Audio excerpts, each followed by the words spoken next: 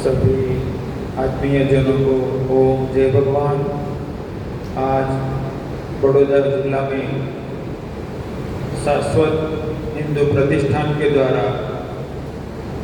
संवाद से सहमति मंदिर को समाज के द्वारा कैसे ज़्यादा से ज़्यादा जोड़ा जाए, समाज मंदिरों से कैसे ज़्यादा लाभान्वित हो, हमारे भक्ति शक्ति और श्रेष्ठता की ओर आगे बढ़ने के केंद्र ऐसे हमारे मंदिर किस प्रकार समाज को ज़्यादा से ज़्यादा लाभान्वित करना बने और समाज कैसे उसका ज़्यादा लाभ ले, इस विषय पर थोड़े शब्दों में यहाँ पर संवाद करेंगे। सनातन धर्म की आधारशिला यानी कि ईश्वर परमात्मा वह सर्वाधार है, न्यायकारी कल्याणकारी है, एकमात्र है।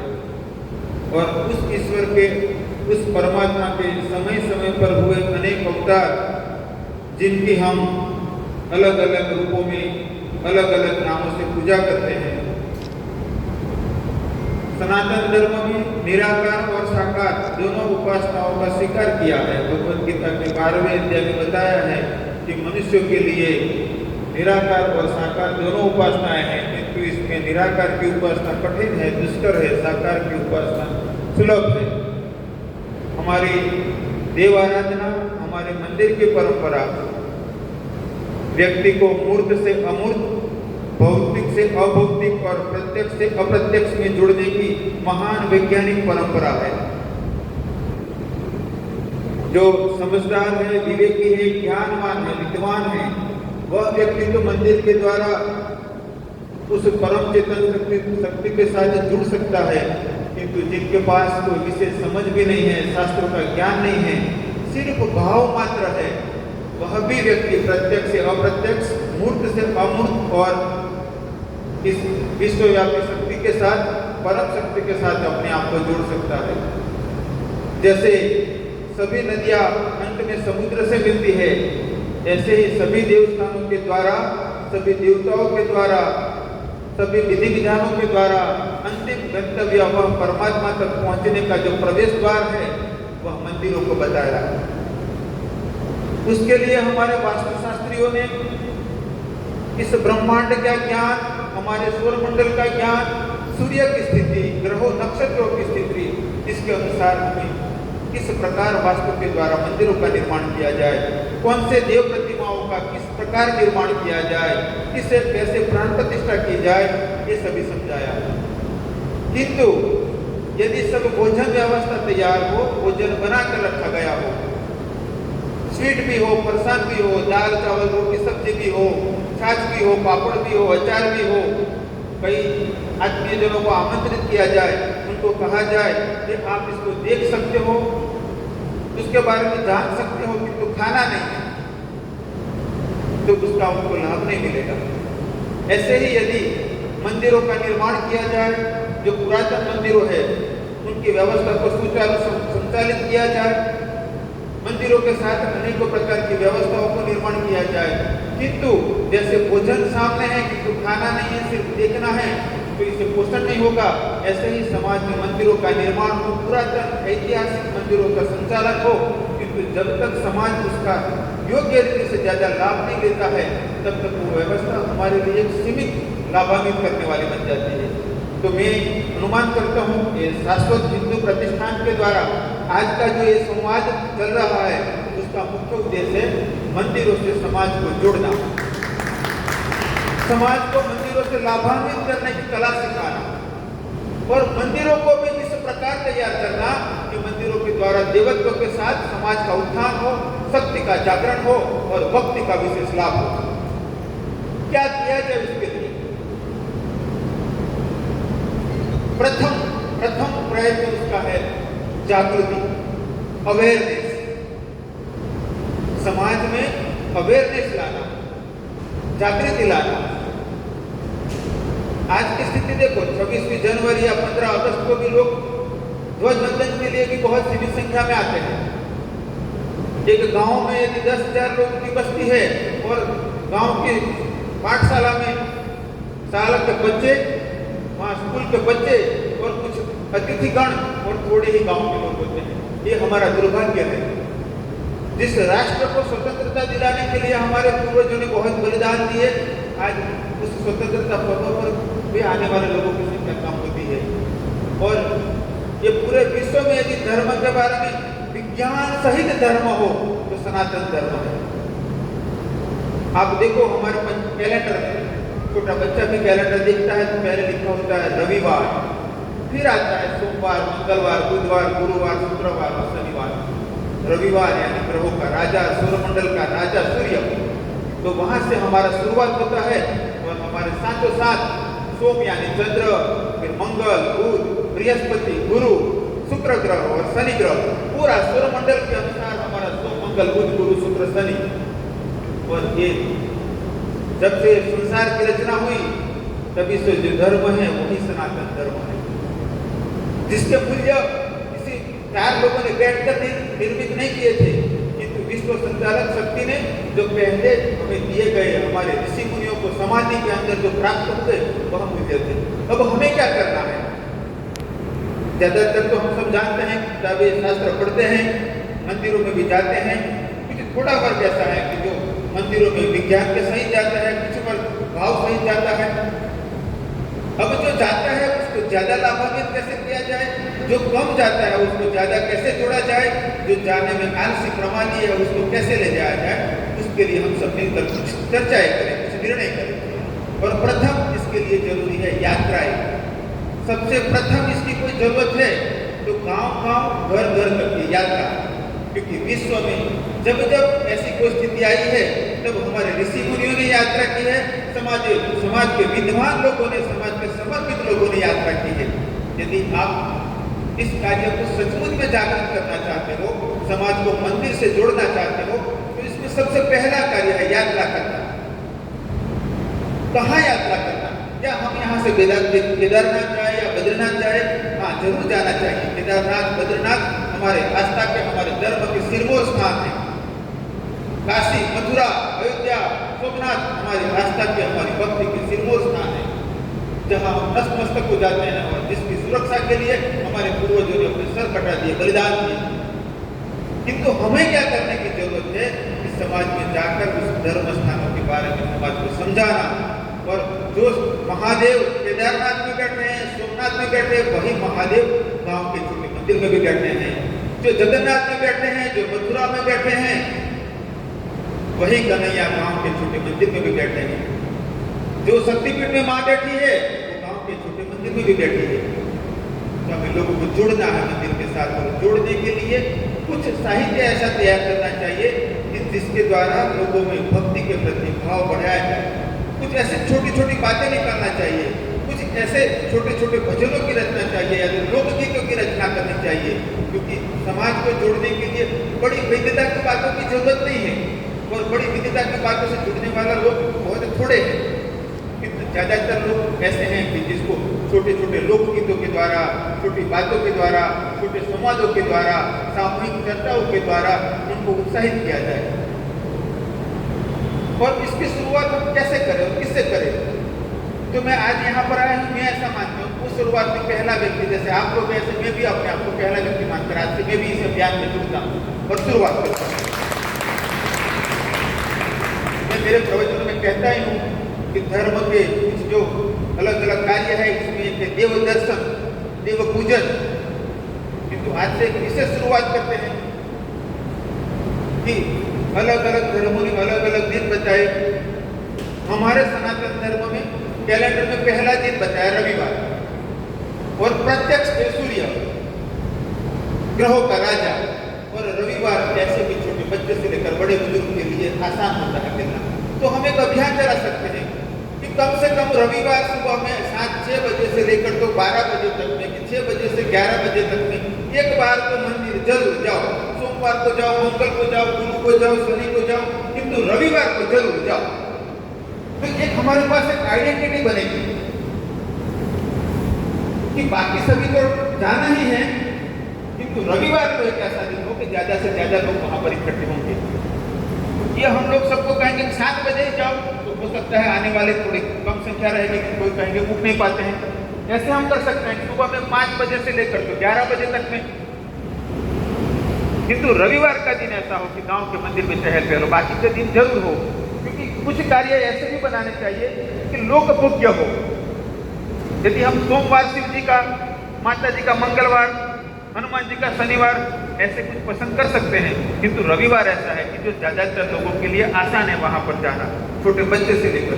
एक अभियान हम लोग चला सकते हैं कि आप बाकी दिन जरूर जाओ, किंतु रविवार के दिन जरूर जाओ। सोमवार को मंदिर में शिव जी के दर्शन करने गए हो, किंतु रविवार को जरूर जाओ। तो धीरे धीरे एक संगठन बनता चलेगा। दूसरा हम ये कर सकते हैं प्रबुद्ध लोगों को कि आप मंदिर दर्शन के लिए जाओ, साथ में 1-2 लोगों को लेकर के जाओ। और तीसरी बात हम कर सकते हैं कि मैं हर वीक में 1 दिन 2-3 घंटा या हर महीने में 1 दिन इसीलिए निकालूंगा कि मैं मेरे आसपास के लोगों में या नजदीक या दूर प्रांत के लोगों को मंदिरों से जोड़ने के लिए प्रयत्न करूंगा। यदि ऐसा नहीं करेंगे तो फिर ये होता है कि ज्यादातर क्या होता है, सोमवार तक सीमित रहते हैं, चर्चाएं होती है, बहस होती है, आज मंदिर में कुछ अच्छी बातें निकलती है। 1 साल के बाद पूछा जाए कि वो आपने संवाद किया था, आपने क्या काम किया, तो स्वामी जी मैं उसमें आया था कि काम में जरा ज्यादा व्यस्त हो गया है। काम क्या बस एक दिन चले जाते हैं, देखो मौका भी नहीं मिलता है बातचीत करने का भी।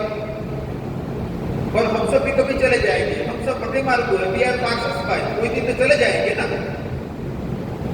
और देखो 2500 सालों का ईसाइयत, 1500 सालों का इस्लाम आज दुनिया में फैलता चला गया, ऐसे ही नहीं फैल गया होगा। कुछ अच्छाई भी होगी, कुछ बुराई भी होगी, कुछ प्रयत्न तो होगा ना। तो हम यहाँ सब इकट्ठे हुए हैं, मैं मेरे सहित एक आज से आयोजन करते हैं कि हम लोगों को मंदिरों से जोड़ने के लिए, मंदिरों की ओर ले जाने के लिए। ऐसा नहीं है कि हम जोड़ेंगे तभी लोग जुड़ेंगे, और अभी तक नहीं जुड़े हुए हैं। आप देखो चाहे केदारनाथ में देखो, चाहे सोमनाथ में देखो, 365 दिन पब्लिक मिलेगी, किंतु जो आज स्थिति है उसको और ज्यादा बढ़ाने के लिए, और विशेषकर गाँव के मंदिरों को, जो मंदिरों में नदी के किनारे हैं जहाँ पर कम लोग जाते हैं, या तो जो लोग कम मंदिर में जाते हैं उनको जोड़ने के लिए एक अभियान चलाया जाए। और उस अभियान में हम कुछ बातों को तय करें कि आप लोग बैठकर जो भी तय करो, मुझे भी जरूर बताना कि मंदिर भक्ति का केंद्र बनना चाहिए। यानी गाँव लोगों को समझाएं कि कम से कम साल में 1-2 बार तो मंदिर पे भजन का प्रोग्राम जरूर रखो। यदि बाहर के कलाकार न बुलाओ तो अपने गाँव पे ढोलक तबला लेकर बैठ जाओ, और दूसरा कुछ भी नहीं तो मूंगफली के दाने ले जाओ, पूरी ले जाओ, प्रसाद करो, किंतु घर में मोहल्ले में भजन करते हो, आपके मंदिर में भजन जरूर करो। जो मंदिर अपूर्ण पड़े हुए हैं या दूर दराज में हैं, तो आप लोग नेतृत्व लो। जैसे कि मेरा उदाहरण हो, मैं काकनपुर गाँव में शिक्षक था, रतनपुर के पास में एक शिव मंदिर था, उसकी छत नहीं थी। तो मैं प्रयत्न करता था महीने में 3-4 दिन जाना, अपने कुछ मित्रों को ले जाना, नारियल वगैरह के ले जाना, नारियल वहाँ पर नारियल का प्रसाद करना, थोड़ी देर बैठना, ध्यान करना, मंत्र जप करना, थोड़ी देर बातें करना, पढ़ाना। धीरे धीरे जब जाएंगे तभी तो 1 जाएगा, 2 जाएगा, 5 जाएगा। तो हम प्रयत्न करें कि मंदिरों तक लोगों को ले जाने में हम शुरुआत अपने आप से करें, क्योंकि कहना उसके पहले आता है स्वयं कर्म। कि जब तक ये बात नहीं आएगी आप कहने वाले बनोगे किंतु ये कार्य करने वाले नहीं बनोगे, तब तक इतनी सफलता पर संदेह रहेगा। तो पहली बात आएगी आप स्वयं जाओगे, दूसरी बात आएगी किसी न किसी को ले जाओगे, और तीसरी बात जो मंदिर ऐसे हैं कि जहाँ पर कोई नहीं जा रहा है वहाँ जरूर जाओ, एक नारियल ले जाओ। हम कभी कभार जब छोटा था, जब स्कूल कॉलेज में था, तो साइकिल यात्रा रखते थे। जो मंदिर बंद पड़े हैं जहाँ पर नहीं जाते हैं वहाँ आलू पोहा लेकर जाते थे, मिर्च मसाला लेकर जाते थे। 10-15 तो मैं लीडरशिप करता था, चलो चलो चलो सबको लेकर जाता था। फिर वहाँ जाकर लकड़ियाँ इकट्ठी करते थे, आलू पोहा बनाते थे, और जैसे जंगल में एक यात्रा भी हो गई और मंदिर में दर्शन हो गया, मंदिर की सफाई करते थे, नजदीक में से कहीं पानी ले आते थे और भगवान का पूजन स्नान वगैरह कराते थे, आलू पोहा का प्रसाद करके नाश्ता करके वापस आते थे। कुछ तो उपाय करना पड़ेगा, और हर जगह के लिए अलग अलग उपाय हो सकता है। एक ही उपाय हर जगह काम आएगा ऐसे जरूरी नहीं है। किंतु क्या हम लोग ऐसा नहीं कर सकते हैं कि एक ऐसा तय करें कि मैं कम से कम आज के दिन के बाद अगले साल के इस दिन आएगा तब तक मैं कम से कम 50 लोगों को मंदिर जाने के लिए प्रेरित करूंगा, 25 लोगों को मंदिर जाने के लिए प्रेरित करूंगा।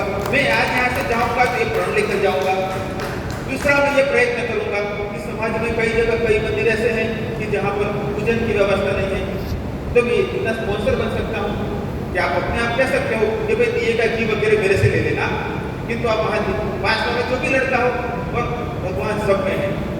पवित्रता का पालन करो, पड़ोस में जो भी लड़का रहता है उसको कह दो घी व्यवस्था मैं दूंगा, तुम वहाँ मंदिर में सफाई करके दिया तो जरूर किया कर बेटा। धीरे धीरे हमें ये कार्य करना पड़ेगा। फिर और कुछ आयोजन आप ऐसे कर सकते हो कि एक मंदिर की ऐसी जिम्मेदारी लेता हूँ, संचालन की नहीं कहता हूँ, जो मंदिर अबूझ पड़ा है जहाँ पर कोई नहीं जाता है, एक मंदिर में मैं धीरे धीरे लोगों को जोड़ने का निर्णय करता हूँ, जो मंदिर में लोग नहीं जाते हैं। क्योंकि आपने भी देखे होंगे बहुत मंदिर कि बनाने वाले ने बना दिया, बड़ी भक्ति भाव से दान दाताओं ने दान कर दिया और लोग नहीं जाते हैं। एक मंदिर का ही सिर्फ ज्यादा कर ले सको तो अच्छी बात है, किंतु मैं एक ऐसे मंदिर खोजूंगा और लोगों को वहां से जोड़ूंगा।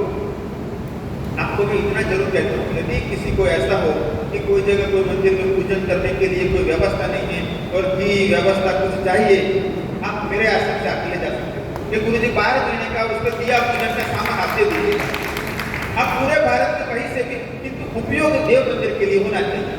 आप मुझे कहोगे कि स्वामी जी हमारा यहाँ हरियाणा में मंदिर है और वहाँ पर एक पूजन वगैरह के लिए जरूर है, कोई स्पॉन्सर नहीं है, तो साल भर के लिए दिएगा घी चाहिए, हमें 3 किलो 4 किलो घी चाहिए और थोड़ा सामग्री चाहिए, तो हम यहाँ से आपको कुरियर कर देंगे। बरस से मेरे आदमी हैं, मैं उनसे कह दूंगा कि उसका जो भी है सामान आप यहाँ से ले जाओ और आप कुरियर कर दो पूरे देश भर में आप। किंतु हम इतना तो कर सकते हैं कि कोई लोग वहाँ पर जाए, नहीं तो क्या होगा, जब हम ही अपने मंदिरों के प्रति अपनी कमी रखेंगे तो धीरे धीरे समाज में कुछ ऐसे लोग हैं कि उसका गलत उपयोग करने लगते हैं और फिर धीरे धीरे कब्जाने लगते हैं। तो आज यहाँ पर आप सभी इकट्ठे हुए, इस पर चर्चा तो बहुत ज़्यादा हो सकती है, किंतु मुख्य बात यह है कि मंदिर को कैसे ज़्यादा से ज़्यादा ऐसा भी बनाया जाए। एक उदाहरण आपको अंत में कहता हूँ कि मंदिर भक्ति का केंद्र होना चाहिए, शक्ति का केंद्र होना चाहिए।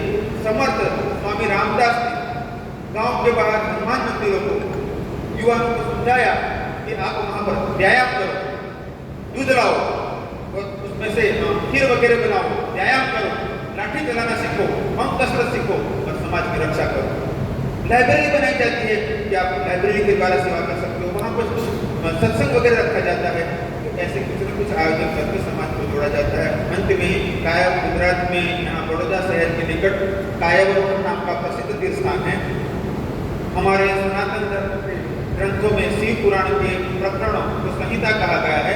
शिव पुराण के शत्रुद्र संहिता नाम के प्रकरण में बताया गया है कि भगवान शिव ने इस वैवस्वत मनवंतर के 28वें कलयुग की शुरुआत में मनुष्य की काया में अवरोहण किया। वह तीर्थ कायावरोहण नाम से प्रसिद्ध है। जब इस बड़ौदा का नाम बड़ौदा नहीं था, वटबाजरा था, उसके पहले चंद्रपुर और सूरत और अहमदाबाद ये सभी नाम नहीं थे। इससे पहले से ही नगर का नाम कायावरोहण है। तो करीब 5000 साल से भगवान शिव ने काया में अवरोहण किया, तब से इस नगर का कायावरोहण है। सत्यु की इच्छा पूरी, त्रेता की मायापुरी और द्वापर की विश्वामित्र मुनि की तपोभूमि और गायत्री मंत्र गायत्री देवी का प्राकट्य स्थान। विश्वामित्र मुनि ने काशी निर्माण करने के उद्देश्य से, जैसे पूर्व का काशी है, वहाँ शिवलिंग की स्थापना की। भगवान शिव ने प्रकट होकर कहा कि मैं सदैव यहाँ सूक्ष्म रूप से विद्यमान रहूंगा। गंगा मैया का आवाहन किया विश्वामित्र मुनि ने। गंगा देवी ने कहा मेरा प्रवाह यहाँ रंगावती नाम से प्रवाहित होगा। और उसी तीर्थ भूमि में भगवान शिव ने मनुष्य की काया में अवरोहण किया। उन्होंने एक हाथ में बाएं हाथ में दंड धारण किया, धर्मदंड। मैं सबको उसके कर्मों का फल देता हूँ। उस दंड को संस्कृत में लकुट या लगुड़ कहते हैं। लकुट या लगुड़ धारण किए हुए शिव जी लकुल ऋषि कहलाए। उस भगवान लकुल ऋषि ने वहाँ स्थित होकर 4 शिष्यों को दीक्षा दी, गर्भ कृषि मित्र कार्य से, और 4 दिशाओं में भेजकर सनातन धर्म और योग विद्या का प्रसार करवाया। वो कार्य करीब 11 साल तक चलेगा। इसके बाद ऐसे गुरुओं को न रहते हुए धीरे धीरे वो लुप्त होता चला गया।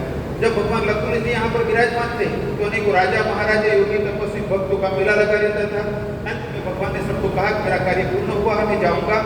सभी चारों शिष्यों के शिष्यों, राजाओं, योगियों, तपस्वियों सबका मेला लगा। भगवान ने सबको उपदेश दिया। 4 बातें उपदेश में कही।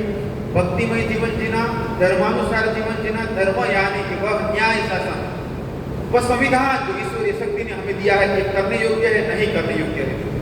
तो धर्म का पालन करना, परमार्थ के काम करते रहना। एक होता है स्वार्थ, अपने और अपनों के लिए किया जाए, और परमार्थ यानी अपने और अपनों को छोड़कर भलाई के लिए किया जाए। परमार्थ के काम करते रहना। और अंत में कहा जब तक पवित्र सनातन संस्कृति का कार्य करते रहोगे तब तक मैं आपके अंतःकरण से मार्गदर्शित करता रहूंगा। इसके बाद भगवान लक्ष्मण जी का शरीर प्रकाश के गोले में रूपांतरित हुआ और विश्वामित्र के द्वारा स्थापित शिवलिंग वो समाहित हो गया। और उसमें एक 16 साल का लड़का बैठा हुआ है। ऐसा अग्रभाग में आकार निकल आया। यहाँ से नदी की पोल के पास में वह तीर्थ स्थान है। भगवान नकुल जी का वो स्वरूप स्वयं वर्तमान में भी विराजमान है।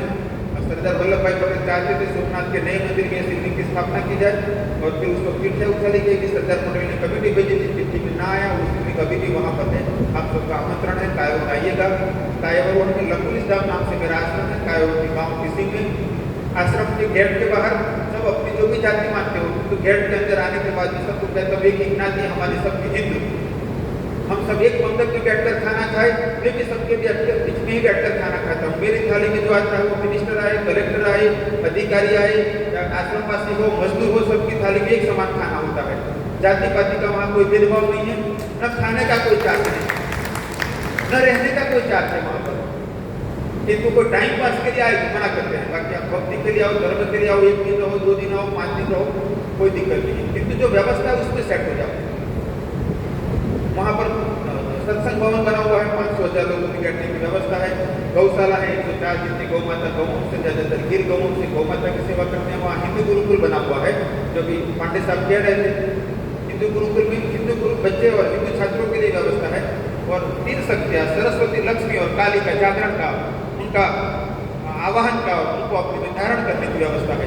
वहाँ बच्चे 5 बजे उठते हैं, 6 बजे धोती कुर्ता पहनकर यज्ञ करने के लिए बैठ जाते हैं। दूसरे बच्चे मंदिर में षोडशोपचार पूजन के लिए बैठ जाते हैं। सभी बच्चों को यज्ञ और षोडशोपचार पूजन संध्या करना सीख लेते हैं सभी, और हमें ये करना ही होगा। यदि 100 हिंदुओं को पूछा जाए कि यज्ञ करना कितनों को आता है, क्योंकि स्वामी जी मुझे नहीं आता है। क्यों नहीं आता है? कार चला लेते हो, बाइक चला लेते हो, मोबाइल चला लेते हो, यज्ञ करना क्यों नहीं सीखे? मंदिर में आप राम को मानते हो, शिव जी को मानते हो, हनुमान जी को मानते हो, गणपति को मानते हो, पूजन करना क्यों नहीं सीखे? क्या इतना कठिन है? कार चलाना कठिन है, साइकिल चलाना इससे ज्यादा कठिन है। इतना सरल है तो पूजन करना, किंतु हम लोगों ने अपने धर्म को ज्यादा महत्व ही नहीं दिया। तो हमें प्रयत्न करना होगा, हम यज्ञ करना सीखे, देव पूजन करना सीखे। किसकी पूजा करनी हो तो सबका व्यक्तिगत हो सकता है। हम अपने गुरुकुल में सभी बच्चों को यज्ञ, योग वगैरह सिखाते हैं, देव पूजन सिखाते हैं। हमारे आश्रम में हिंदुओं को जाति पाति के सिवा यज्ञ, योग, देव पूजन, संध्या कर्म सिखाया जाता है। वहाँ तलवार की ट्रेनिंग, भाला की ट्रेनिंग, राइफल शूटिंग, अपनी राइफल शूटिंग रेंज बनी हुई है, टेबल बना हुआ, घोड़े का तबेला, घोड़े वक्त घोड़े आ जाएंगे, घोड़े सवारी की ट्रेनिंग, लाठी चलाना, कराटे, जुडो, यानी कंप्लीट कमांडो बनाने की व्यवस्था है। पहले गुरुकुल के बच्चों को थोड़े वक्त में सभी हिंदुओं के लिए ओपन हो जाएगा कि आप आओ, वहाँ यज्ञ करो, योग करो, भगवत गीता का पाठ करो, तलवार चलाना सीखो, भाला चलाना सीखो, बंदूक चलाना सीखो। स्वरक्षा करना ये हमारा धर्म है। इसके लिए हम हमारे आश्रम में पूरे ट्रेनिंग सेंटर खड़ा कर रहे हैं और साथ में ही गृह उद्योग के लिए भी व्यवस्था कर रहे हैं।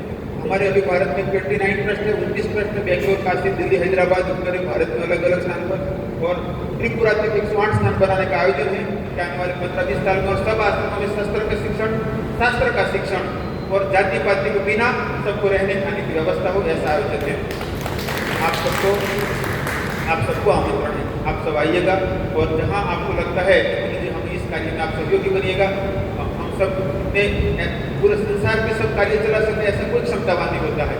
किंतु जब गिलहरी की बात आती है रामायण में, ब्रिज में, हम भी कुछ तो कार्य कर सकते हैं। जैसे मैंने आपको कहा कि आप कहीं पर भी देवस्थान में पूजन की व्यवस्था में दिक्कत हो तो बहुत बड़ा काम तुमसे षोडशोपचार पूजन करना और बड़ा खर्चा करने में तो शायद मैं आपको न मदद कर पाऊँ, किंतु वहाँ दिया होता रहे, वहाँ पुष्प चढ़ते रहे, वहाँ कभी कभी उत्सव होता रहे, ऐसे तो हम सब कार्य कर सकते हैं। अंत में आप सबको आमंत्रित करता हूँ और आपको जब जहाँ धर्म कार्य में मेरी जरूरत हो आप जरूर कहिएगा।